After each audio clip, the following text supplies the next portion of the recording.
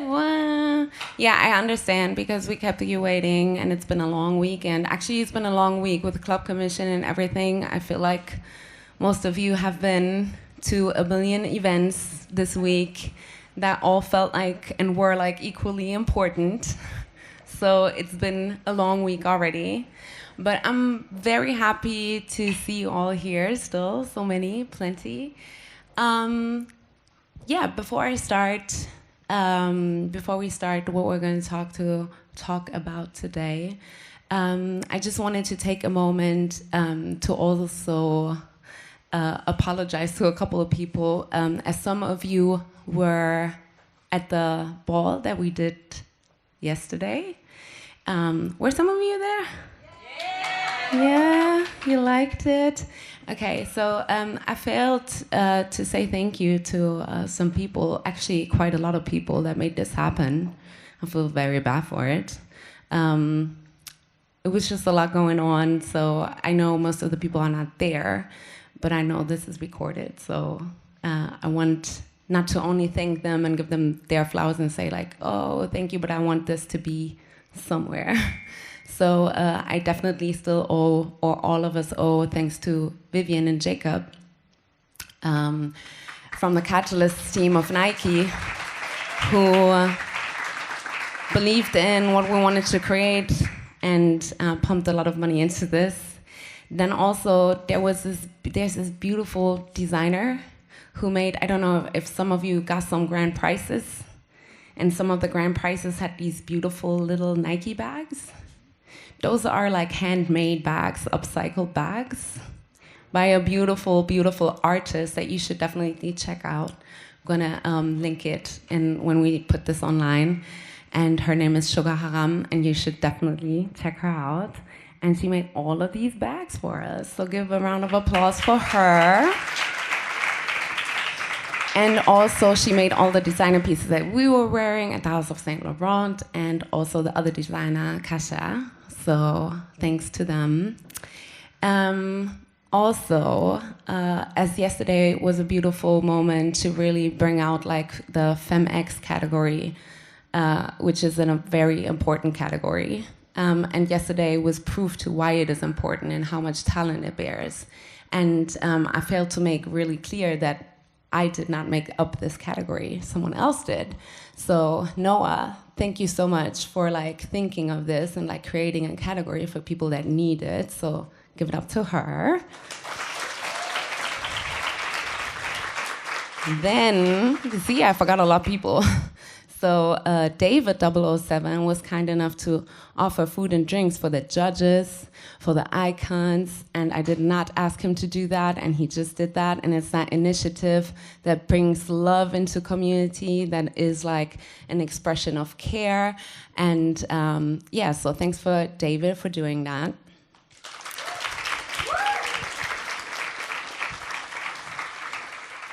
And the biggest mistake, which is almost like there's no apology for it, but like I just want to take 2 seconds to make it really clear that like Icons Galore Ball is a ball that Papi and I made, but it is part of a festival, the Give Me Life Festival. And the Give Me Life Festival is curated by Georgina and Litchi St. Laurent.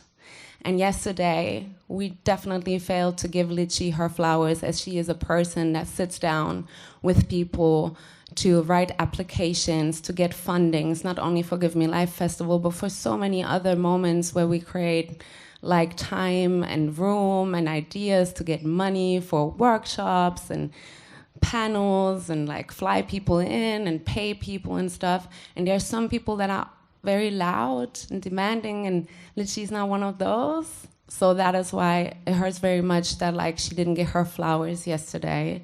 I want to deeply apologize for that, because Litchi was a crucial person to make all of this happen. She deserves not even flowers, but a crown for the work that she does in the back. So give it up to her.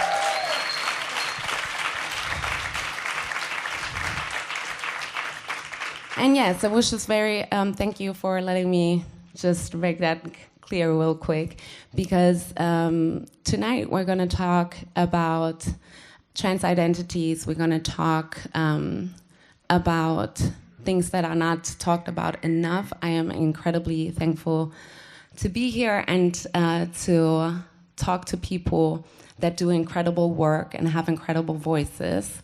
So my first guest on the stage, I would like to welcome Amanita Mercury. If you would want to join me.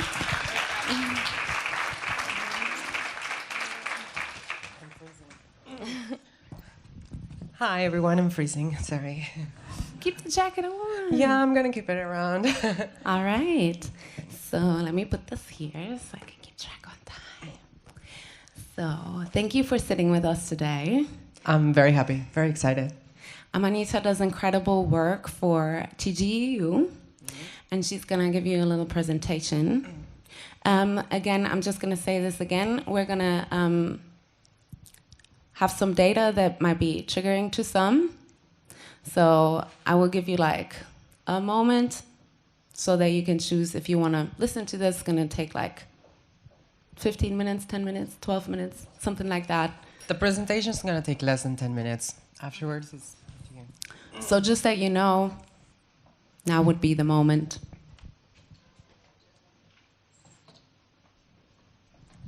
But I feel like everybody made their decision to listen, which is beautiful. So I'm going to pass the mic to you so that you can go over some things. Thank you so much, Yukiko, and thank you to the House of Saint Laurent for facilitating this space.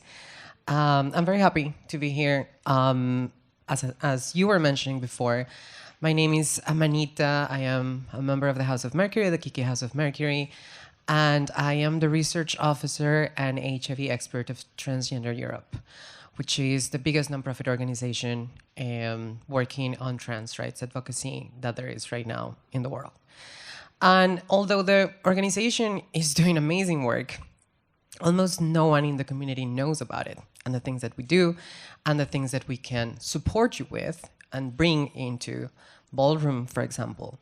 So one of the purposes of me being here today is to tell you a little bit about what I'm doing as a research officer and what I am doing at TGEU and how it affects you and also how it affects the community in general. I have a PhD in molecular biomedicine. It's not like it actually matters, but I have a background doing research, and that's the reason why I ended up in this position here. We can pass the slide, please. I'm going to go really quickly through also this one. We can pass it. Not that important. Transgender Europe has enough credit already. I want to focus in here just really quickly to mention like the different projects that we're working on, which are divided into the transphobia versus transrespect projects and then the HIV projects. From those projects, we have 4, but I'm only going to be talking about 2 of them today, which is the Anti-Trans Violence Project and the Trans Murder Monitoring Worldwide Project, which is also one of the reasons why we gave that warning, the trigger warning at the beginning, because we're going to be talking about death. So if you pass, the Trans Murder Monitoring Worldwide Project releases every year in Trans Day of Remembrance the numbers of trans people that have been murdered, specifically murdered, not committed suicide, not that died of starvation in the entrance of a hospital, but murders, right? Every year we release the data on the 20th of November for Trans Day of Remembrance, and well, this is the data that we got from last year. So I would really like to go through most of it because I think it's very important to mention the intersections between this. Look at that 96%. 96% of those killed globally were trans women or trans femmes. 96%, not trans men, not like trans women and trans feminine people. That says so much about the reality where we live, because beyond anything, what we're experiencing here is trans misogyny. And not just that, if you go down there, 89% of those killed in the US were people of color, not even people of color, Black people. So when we look at the data in here of murders happening worldwide, and also specifically, like depending on the region, what we see is a very strong intersection between race, gender, and violence. The same thing happens with, and we can pass the slide, the same thing happens with race, gender, and for example, poverty.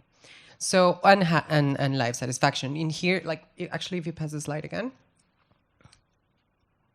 And is it finished? Okay, then go back. No, not, yeah, that's good. If we look at the levels, like the indexes of poverty, this is not exactly what this slide is about, but when we look at the indices of poverty, you will see that specifically migrants from the global south that are trans and are in Europe are the people that have less access to employment. And they are the people that are experiencing the highest levels of homelessness. And here what we see in this specific graphic is that the higher the level of life satisfaction in trans people, it's somehow correlated to access to legal gender recognition. But how many countries in the world actually offer trans people to have access to their gender and their name being recognized legally? Does any of you know how it happens here in Germany, for example? And I would really like you to raise your hand if you're aware of these things, of the rights that you as a community have in this country. Please raise your hand if you do.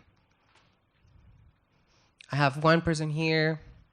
I mean, don't worry, like it's not, I'm not gonna ask you anything. I just wanna highlight how ignorant we are of our own reality.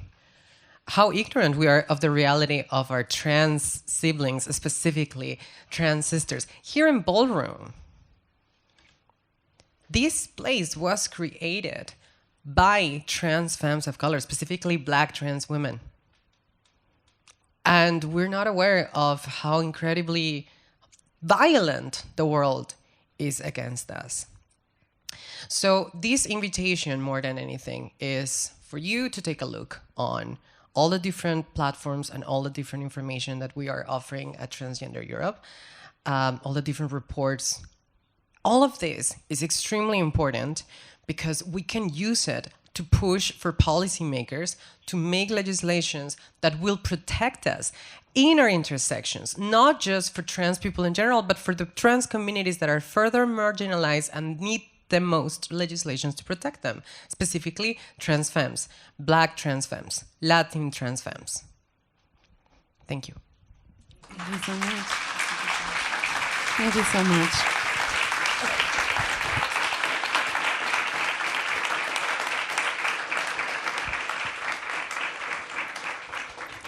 What makes me really happy about like meeting you and you coming here to share this is like a point that you made about like the community not knowing about the work that is happening and the community not knowing about like the numbers, the rights. I'm sorry, if you can maybe leave it in the slide with like the data from the murders. Hi, if you can leave it on the slide with the data from the murders. It's the third slide, I think. The third one. It's, yeah. You can keep talking on that. Yes, but I liked. That one. Yes. Thank you. So coming back again to that point that you made, like to because in Ballroom, especially in Ballroom, we talk all the time about like we hear these phrases a lot. This was built by trans women of color. This was built by and for Black trans women of color. Yet it seems that like the realities and the numbers and what it really means in the everyday life, the knowledge is very little. So what is important to you? What do you think is important to you outside of Ballroom to connect like knowledge and institutions like TGEU to the communities that it actually should cater to? And what do you think are the thresholds to build these bridges? So I think that when we look outside, like when from the outside people look at Ballroom, people see glam and diversity and fabulousness, right? And it is like that because we made it like that, because we had to make it like that, because we had no access to any of these other spaces, because we were discriminated everywhere for being trans, for being Black, for being gay, you name it. all of these intersections put us so far in the corner. And what people see today is just fab people dancing and playing and fooling around. What they don't understand is that this is a space that we created to be not just safe, but to have hopes, to dream beyond the idea of just being this person dying of AIDS in the entrance of a hospital, being denied access to healthcare. So I think that's the biggest challenge, to let people know, hey, this is not just glam. We're here, like, this space exists for a reason. And for a reason, it was trans women of color the one that created it. For that reason. Because they're the ones that need it the most. We are the ones that need it the most. And the world needs to know that. 100%. It needs to know. So as we tonight want to talk in general about the reproduction of power dynamics, and you were just talking about the space, what it was made for, and who it was created by, and who it should protect. And if we think about, like, even just the sentence, reproduction of power dynamics. So tonight we want to talk about binary aesthetics in ballroom. So what do you think binary aesthetics are informed by in general? Because you said ballroom is glam and it's like fab, but it follows also specific aesthetics a lot of times. And what do you think these aesthetics come from, and also what do they mean in a context of reproducing certain power dynamics, maybe? Okay, so before I walk into that, I just want to have like a quick history walkthrough here, right? Because when we look at colonization, like the main argument that white colonizers used to colonize Black and indigenous communities was the idea, like supported by pseudoscience, biology, that people of color were less than human because we had a less marked dimorphism, meaning that women and men were like less evidently different among people of color. The thing is, for indigenous communities all over the world, that concept was so absolutely useless because most of us had non-binary identities since before the existence of the society as we know it. I mean, the non-binary identities are ancient, way older than your Christ or your whatever. Like, it doesn't, we are. Trans identities are, like, our ancestors go beyond, before 5,000 years, and there's reports of this, of before 5,000 years before Christ, during Mesopotamia, Akkadians, Egyptians. And the thing is, what the colonizers did was to use that racist excuse to institutionalize so many different things at the same time. First, racism, of course, and especially anti-Blackness, but also sexism. Because the idea that they needed, like, they wanted this dimorphism between the genders was because women had to be the ones being caretakers and life givers. And then at the same time, everything that went outside of the binary gender was satanized. Therefore, any trans identity, any non-binary identity was satanized. And finally, any form of sex that was not reproductive was also satanized. Therefore, any type of sexual orientation that was not heterosexual just had no purpose and had to be punished. In one shot, they managed to institutionalize racism, sexism, transphobia, homophobia, boom. And that is the reason why race and gender and sexual orientation are so intertwined. These are variables that don't just walk freely. They walk together because we started from the same point.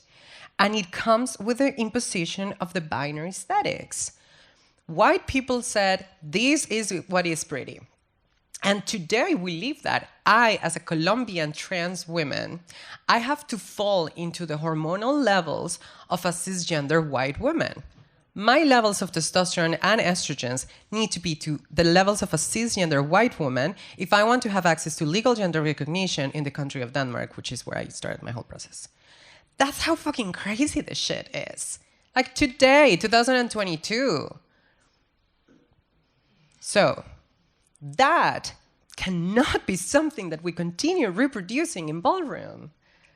Like the binary aesthetic, yeah, sure. I mean, I love that look at me, I'm super binary.